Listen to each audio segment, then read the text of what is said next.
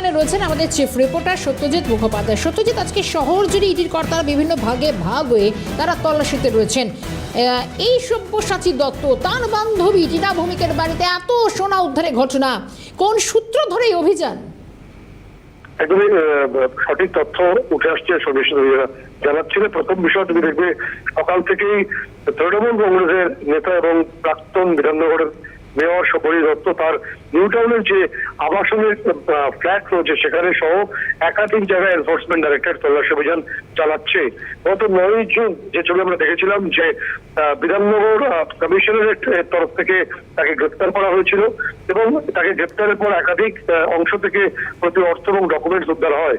পরবর্তী সময় জুন মাসের শেষ থেকেই এনফোর্সমেন্ট ডাইরেক্টরেট এই কেসটির উপরে তারা প্রিলিমিনারি এনকোয়ারি শুরু করে এবং তারপর তারা এই বিষয়ে তাদের যে অভিযোগনামা ইসিআইআর স্টার্ট করে এবং দিল্লি থেকে সবুজ সংকেত মেলার পর দুটি বিষয় যে প্রশ্ন তুমি রাখছো দর্শকদের জন্য যে কি বিষয় আছে তল্লাশি, দুটি বিষয় ইডি কর্তারা জানতে চাইছেন। প্রথম বিষয় হলো যে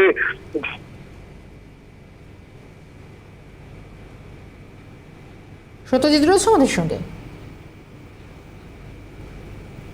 সত্যি স্থান পরিবর্তন সম্ভব?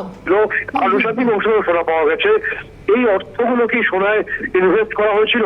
প্রসেস অফ ক্রাইমটা কি ছিল এটা বোঝার চেষ্টা করছেন ইডি কর্তারা এবং ইডি কর্তারা যে তথ্য জানতে পারছেন বিভিন্ন সূত্রে যে আরো প্রচুর পরিমাণে সোনা বিভিন্ন অংশে মজুত রয়েছে।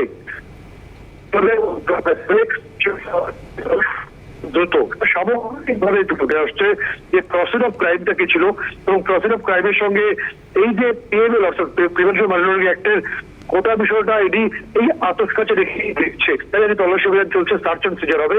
এরপর এই কর্তারা এই বিষয়ে আরো কোমর বেঁধে নামবেন বলে এই সূত্রে তথ্য উঠে আসছে। ধন্যবাদ সত্যজিৎ।